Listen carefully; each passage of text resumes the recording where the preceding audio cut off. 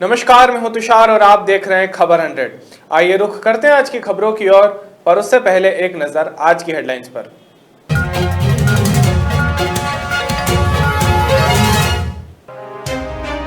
आठ वर्षीय मासूम के साथ हुई छेड़छाड़।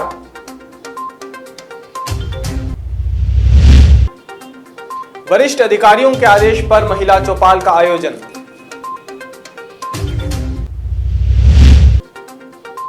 भाजपा का 28 सीटों पर जीतने का दावा।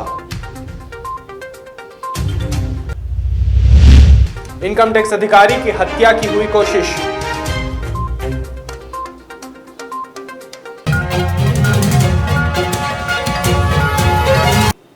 इंदौर के आजाद नगर क्षेत्र के मुसाखेड़ी से एक बेहद ही शर्मनाक खबर सामने आ रही है, जहां एक 8 वर्षीय नाबालिग के साथ उसके पड़ोस में रहने वाले व्यक्ति ने छेड़छाड़ की।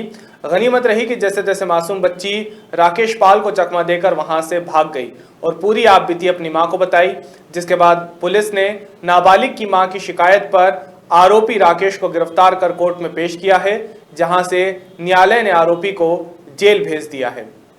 चौराहे पर अभी कुछ दिन पहले एक परिवार दंपति अपने 4 बच्चों के साथ में रहने के लिए आए यूपी से। तो वो एक उनका पड़ोसी था राकेश पिता सुरेंद्र पाल। उसके द्वारा उनकी जो बड़ी बेटी है 8 साल की, उसके साथ में कुछ मतलब अश्लील टाइप की हरकत की थी। तो वो लोग थाने पे आए थे, उनकी रिपोर्ट सुनी और उनके रिपोर्ट के अनुसार उन्होंने काम किया और जिसमें 354 और पॉक्सो एक्ट के तहत उसने पंजीबद्ध कर लिया है और आरोपी को घटना के थोड़े ही समय में हमने राउंड अप कर लिए और वर्तमान में इंदौर में वरिष्ठ अधिकारियों के आदेश अनुसार थाना भंवर कुआं से महिला ऊर्जा डेस्क प्रभारी सब इंस्पेक्टर नेहा जैन, महिला आरक्षक दीपिका परमार और डायल 100 बल और बीट कर्मचारियों के साथ चितावद कांकड़ में महिला चौपाल का आयोजन किया गया, जिसमें महिलाओं से उनके हालचाल जाने गए। महिलाओं को घरेलू हिंसा, ऊर्जा डेस्क के बारे में जानकारी दी गई। महिलाओं से आसपास होने वाली अवैध गतिविधियों के बारे में पूछताछ की गई। साथ ही साथ महिलाओं को पैम्पलेट वितरित किए गए और इमरजेंसी हेल्पलाइन नंबर उपलब्ध करवाए गए। महिलाओं को थाना प्रभारी और बीट अधिकारी कर्मचारियों के नंबर दिए गए और कोई समस्या होने पर तत्काल सूचित करने की बात भी कही गई। जी देखो, बड़ी सोसाइटी जो होते हैं वहाँ पर इतने बच्चों के साथ अपराध नहीं होते, क्योंकि वहाँ लोग ध्यान रखने वाले होते हैं, बाहर काम पे नहीं जाती महिलाएं। लेकिन जो निम्न वर्ग है, मजदूर वर्ग है, वहाँ पर महिलाएं भी काम करती है, बंगलों में काम करने जाती दिन में। इस वजह से क्या बच्चे अकेले होते हैं घर पर, तो एक तो बच्चों की सुरक्षा से लेकर और महिलाओं के साथ भी जो अपराध हो रहे हैं उनसे संबंधित हम समस्याओं को जानने के लिए सोसाइटी में जाते हैं, उनकी निम्न वर्ग में। जहाँ पर जैसे कि हम कल चितावत गए थे, वहाँ पर एक महिला चौपाल लगाई गई। वहाँ पे सारी महिलाएं, बच्चे और पुरुष भी थे कुछ, जिनको महिला से संबंधित जो अपराध हैं उनके बारे में समझाया गया। बच्चों की सुरक्षा को लेकर जो प्रश्न चिन्ह हमारे ऊपर लगते हैं कि पुलिस क्या कर रही थी इससे संबंधित, तो उन्हें समझाया जाए ताकि वो किस प्रकार से बच्चों को समझा सकते हैं। अकेला नहीं छोड़ना है बच्चों को, जैसे कोई कोड वर्ड दे दे जैसे कि बच्चे किसी के साथ और किसी के साथ ना चले जाए। और वहाँ पर सब बच्चे जो रहते हैं उनको सब लोग जानते हैं, परिवार के लोग और आस पड़ोस के लोग भी जानते हैं कि ये किसका बच्चा है। तो कम से कम उन्हें ये समझाइश दी गई कि आप ये तो ध्यान रख लीजिए कि हमारा बच्चा किसी और के साथ नहीं जा रहा है। उनके साथ कई घटनाएं होती हैं और बच्चे बताते हैं तो आप हमारे पास आएँ। उन्हें सब तरीके के नंबर दिए गए हैं, पुलिस विभाग के हमारे नंबर दिए गए हैं, ताकि वो डायरेक्ट हमसे बात करें, चर्चा करें इस विषय में। समस्या को लेकर भी कोई महिला क्या आपके पास आई? जी, इस चौपाल में समस्या इस प्रकार की आती है जैसे कि पति पत्नी के झगड़े आ जाते हैं कई बार, जो हम सुनते हैं, सॉल्व करते हैं। और कुछ समस्या जैसे ऐसी है कि कोई व्यक्ति शराब पीकर वहाँ पे हंगामा कर रहा है, तो वो समस्या हमने वहीं पर सुलझाई भी है, उनको भी सबक सिखाया है। वहाँ पर 100 डायल भी हमारे साथ जाती है इस प्रकार की चौपालों में, और वहीं पर उनकी समस्याएं जो है वो सुलझाई भी गई है। इस प्रकार से कोई समय तो निश्चित नहीं है, लेकिन क्या होता है कि मजदूर वर्ग की जो महिलाएं होती है वो शाम को मिलती है अधिकतर, तो हम लोग शाम को जाते हैं ताकि वो सभी लोग हमें मिले और हम उनसे आसानी से मिल पाए और काम की उनकी जो जानकारी। इंदौर शहर में चोरी रुकने का नाम नहीं ले रही है। मामला विजयनगर थाना क्षेत्र का है, जहां मालवीय नगर पर नशे का आदी साजिद ने एक सूने मकान में घुसकर करीब 2 लाख रुपए के सोने के जेवर सहित नकदी लेकर फरार हो गया। चोरी की पूरी घटना घर में लगे सीसीटीवी कैमरे में कैद हुई थी। पुलिस ने सीसीटीवी कैमरे के फुटेज की मदद से चोर को पकड़कर उसके कब्जे से चोरी का माल बरामद कर आरोपी को जेल भेज दिया है। ये चोरी की वारदातें हो रही थी जब मालवीय नगर में, तो वहाँ से 2-3 जगह की घटनाओं के हमने अलग अलग फुटेज कलेक्ट किए थे। तो उन फुटेज में एक जो फुटेज मिला था उसमें रिसेम्बलेंस एक जो यहाँ का पुराना घाटी है उससे मिलता जुलता चेहरा लग रहा था, जिसके आधार पर हमने जो पुराने चोर थे उनसे उनका रिसेम्बलेंस कराया। तो एक साजिद नाम का जो चोर था उससे उसकी चेहरा मिल रहा था। फिर उस साजिद को जब पकड़ा उससे पूछताछ की तो उसने ये चोरियाँ स्वीकार की और उसके पास से जो मालवीय नगर में फरिया जी के घर से जो सोना चांदी और नकद चुराया था वो भी बरामद किया गया है। आरोपी को गिरफ्तार किया गया है और उसे जेल भेज दिया है। सर कितने का माल बरामद हुआ होगा, लगभग कितने? अभी तक उससे जो माल मिला था सोना चांदी 2 लाख का था और नकद करीब 15,000 की। सर पूछताछ में क्या सामने आया, कितनी चोरी कबूली है उसने? सर उसने काफ़ी चोरियाँ करी है। पहले भी वो चोरी के केस में जब बंद हुआ था तो तभी 8 दिन पहले ही छूट के आया था और फिर उसने 3-4 चोरियाँ कर दी। सर आरोपी कहाँ का रहने वाला है?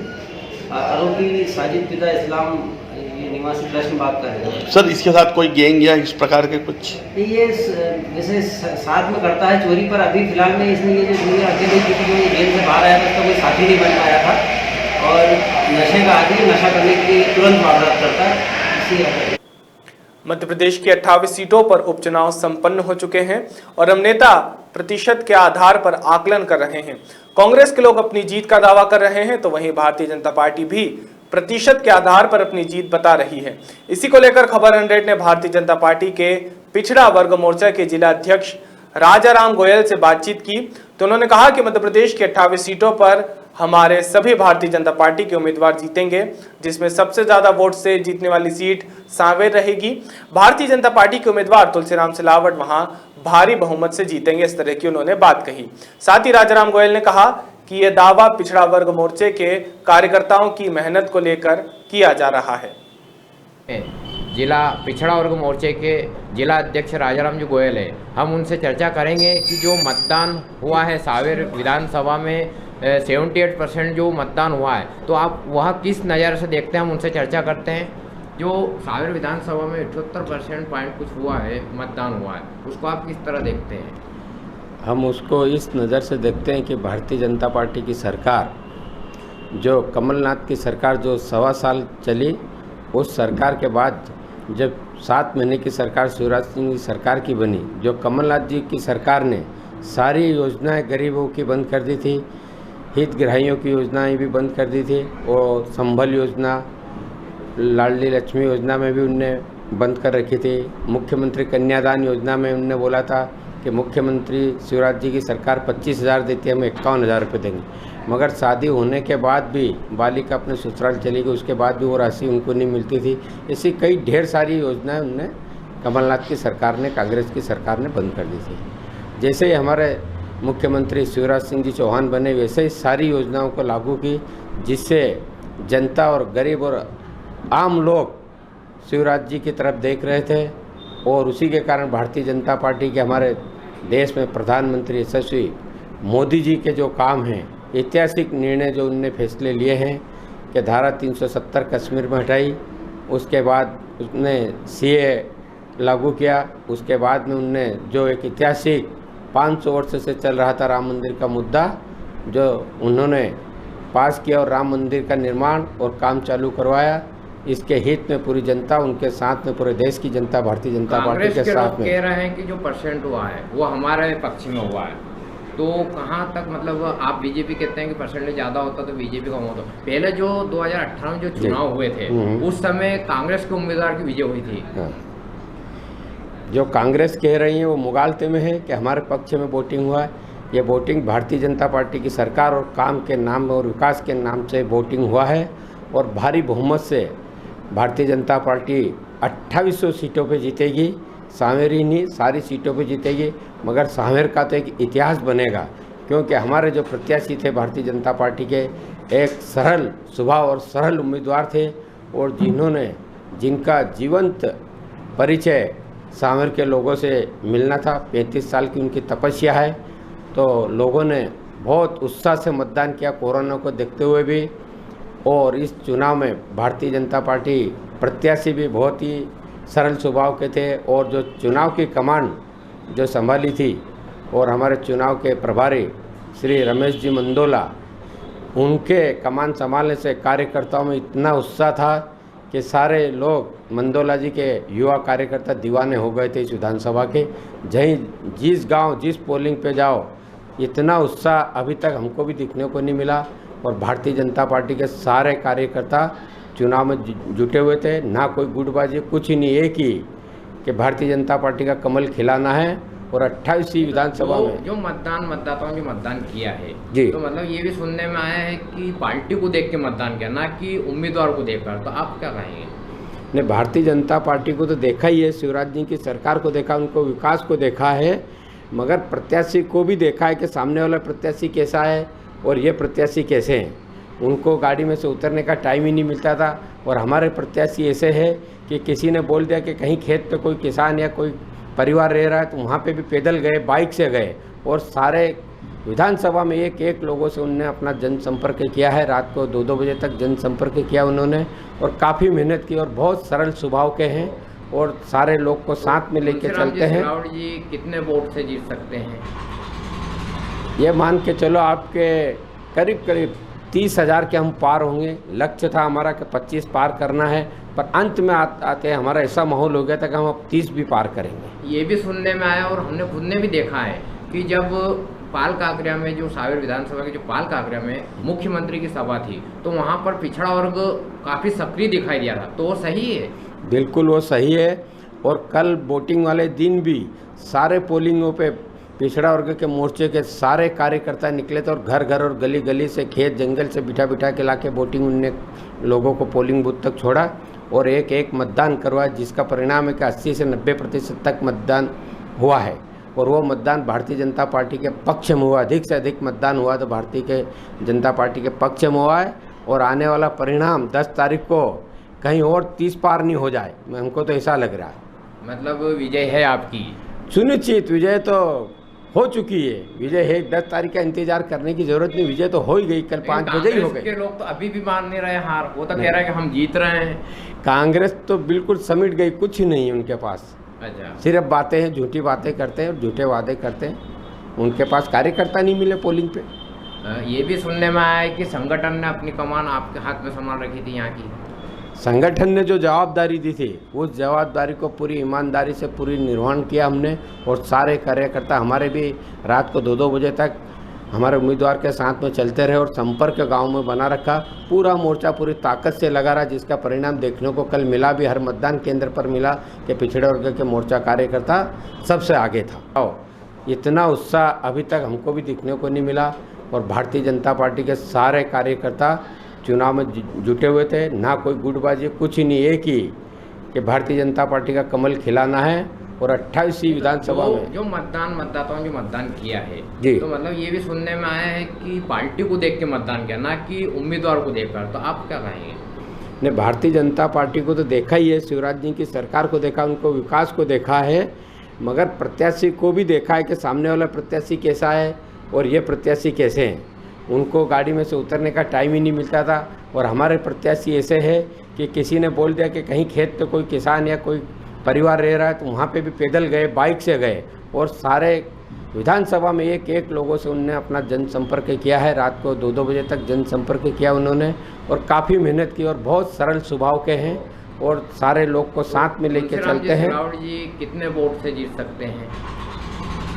ये मान के चलो आपके करीब करीब 30,000 के हम पार होंगे। लक्ष्य था हमारा कि 25 पार करना है, पर अंत में आते हमारा ऐसा माहौल हो गया था कि हम अब 30 भी पार करेंगे। ये भी सुनने में आया और हमने खुद ने भी देखा है कि जब पाल काकरिया में, जो सावेर विधानसभा के जो पाल काकरिया में मुख्यमंत्री की सभा थी, तो वहाँ पर पिछड़ा वर्ग काफ़ी सक्रिय दिखाई दिया था, तो वो सही है? बिल्कुल वो सही है। और कल वोटिंग वाले दिन भी सारे पोलिंगों पे पिछड़ा वर्ग के मोर्चे के सारे कार्यकर्ता निकले थे, और घर घर और गली गली से, खेत जंगल से बिठा के ला के वोटिंग उनने लोगों को पोलिंग बूथ तक छोड़ा, और एक एक मतदान करवाया, जिसका परिणाम है कि 80 से 90% तक मतदान हुआ है।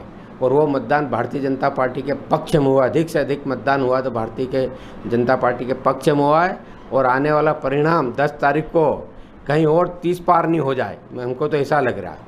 मतलब विजय है आपकी? सुनिश्चित विजय तो हो चुकी है, विजय है, 10 तारीख का इंतजार करने की जरूरत नहीं, विजय तो हो ही गई, कल 5 बजे ही हो गई। के लोग तो अभी भी मान नहीं रहे हार, वो तो कह रहे हैं कि हम जीत रहे हैं। कांग्रेस तो बिल्कुल समेट गई, कुछ नहीं है उनके पास। अच्छा, सिर्फ बातें हैं, झूठी बातें करते हैं और झूठे वादे करते हैं, उनके पास कार्यकर्ता नहीं मिले पोलिंग पे।